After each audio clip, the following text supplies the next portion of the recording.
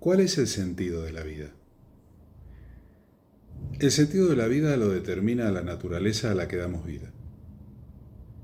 La naturaleza es la que nos da los recursos, las capacidades, las características, los modos que describen a la propia naturaleza que nos da existencia a nosotros. Es un acuerdo mutuo. Nosotros damos manifestación a la naturaleza humana, a sus características, a sus condiciones, y a cambio la naturaleza humana nos da a nosotros la existencia.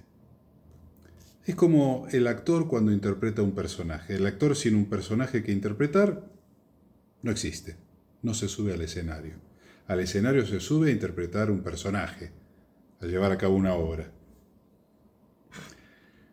Ambos se benefician mutuamente, el actor, la obra y el personaje. Nosotros igual con la naturaleza humana. Y tal cual en el caso del personaje y del actor, la naturaleza humana ya tiene definidos los roles, ya tiene definidas las necesidades que le van a dar sentido al movimiento de cada día, ya tiene definido todo.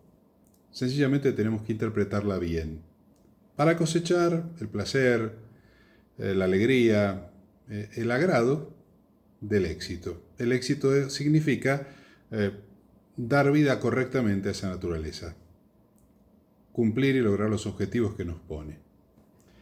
Ahora, ¿qué pasa? Desde el siglo pasado a la fecha, en un proceso de liberación que podemos decir más colectivamente comenzó con el hipismo, con el auge del hipismo, con esa especie de liberación descontrolada que llevó a la destrucción de muchas personas a través de las drogas, de una vida de excesos, para romper los límites y las fronteras, como quien, como el carnero, agacha la cabeza, corre y se lleva todo por delante y no mide las consecuencias. Bueno, ese sentido de libertad es autodestructivo, ¿verdad? Y esto es lo que ha ocurrido a través de esta corriente progresista que ha comenzado a crecer desde, como digo, mediados del siglo pasado. Ha llevado un proceso de profunda desnaturalización del hombre, es decir, el hombre ha dejado de interpretar correctamente a la naturaleza que le da vida. Y lo que ha pasado, se ha distorsionado esta relación. Entonces, claro, al tener una relación distorsionada con la naturaleza que nos da vida, al no tener claro hoy día ni siquiera quién es hombre, qué es mujer, qué somos, la vida pierde sentido, porque nos hemos desnaturalizado, porque se ha roto, se ha distorsionado ese ligamento, esa comunicación con la naturaleza. A fuerza de repetición, de propaganda, publicidad, etcétera, etcétera, se está logrando ese objetivo de desnaturalizar al hombre. Pero si le quitas naturaleza al hombre, ¿qué queda? Queda algo sin sentido, sin porvenir, sin futuro, sin sentido en el tiempo, porque el tiempo no te lleva a ninguna parte. Cuando tú eras niño, los niños varones queríamos tener los músculos, la libertad, la independencia de los adultos, los vellos en esas partes íntimas que los adultos tienen, porque eso nos hacía sentir poderosos, ¿verdad? Bueno, ese era un anhelo, por ejemplo. Entonces el sentido del tiempo, o el tiempo tenía sentido en que te llevaba por un camino de crecimiento hacia esas pequeñas o grandes metas que uno tenía. Y así la vida te va llevando por metas. La naturaleza humana pone esas metas y la naturaleza humana es la que te hace sentir la satisfacción cuando las alcanzas. Nadie decide lo que siente, lo descubrimos. Pero claro, luego la vida, como digo, se ha distorsionado totalmente. Hoy los niños se les baja ideas totalmente distorsionadas y distorsionantes de su relación con su propia naturaleza y no saben lo que son, no saben lo que quieren. Tienen un exceso de ansiedad. Tienen una ambición excesiva de algo que no saben qué es. Y así también los adultos. Este proceso de desnaturalización que nos ha quitado sentido, le ha quitado sentido a nuestra existencia, nos ha dejado como a niños solos, a niños sin la custodia de los grandes. Imagínate dejar niños solos. Niños jugando a ser grandes, a ser independientes, a saber de lo que hablan. Los dejas sin la custodia, sin la contención y la guía y la protección de los grandes, de los mayores. Se van a hacer daño, van a destruir y se van a autodestruir. Son muy peligrosos. Hoy esta sociedad inmadura en la que vivimos, en este proceso de progresismo liberacional o de libertinaje, de romper todo tipo de condicionamiento, está llevando un camino de vacío, de encontrarse sin nada. Pero lo que se pierde no son las limitaciones que el patriarcado y que todas esas cuestiones imponía. Se pierde el sentido de la vida, porque se pierde naturaleza.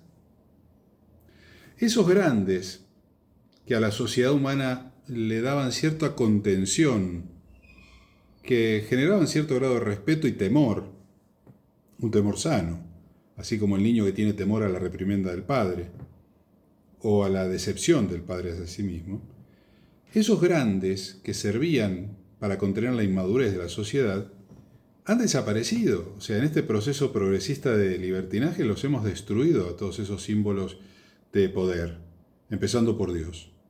Luego la moral y el sentido común. Y así, y luego los gobiernos. El último recurso, el último contenedor de la humanidad eran los gobiernos. Pero los gobiernos inclusive se han convertido en algo no solamente no respetable, sino totalmente repugnante y rechazable. La gente no solamente no confía, no le tiene miedo, sino que hay un aborrecimiento hacia la clase política. Entonces somos niños que nos quedamos sin esos grandes que nos contenían. Y en esa inmadurez totalmente sobreestimulada por esta corriente progresista, nos estamos desnaturalizando y le estamos quitando sentido a nuestra vida. Y esto hace que cada vez la depresión, la ansiedad, la angustia existencial aumente, cada vez sea mayor. Y claro, cuando uno se siente en ese vacío, en ese sinsentido, empieza desesperadamente a buscar algo que le dé una referencia. Pero en la desesperación nadie encuentra la salida correcta, nadie encuentra la solución adecuada, porque está desesperado y porque tiene distorsionada la percepción. Naturalmente son esos mayores los que nos contienen y nos regresan al orden. Luego de haberlos destruido, eliminado, como dijo Nietzsche, el hombre ha matado, Dios ha muerto, el hombre ha matado a Dios, lo ha borrado de su vida, de su existencia, y esa orfandad que hemos creado no es para nada una buena noticia.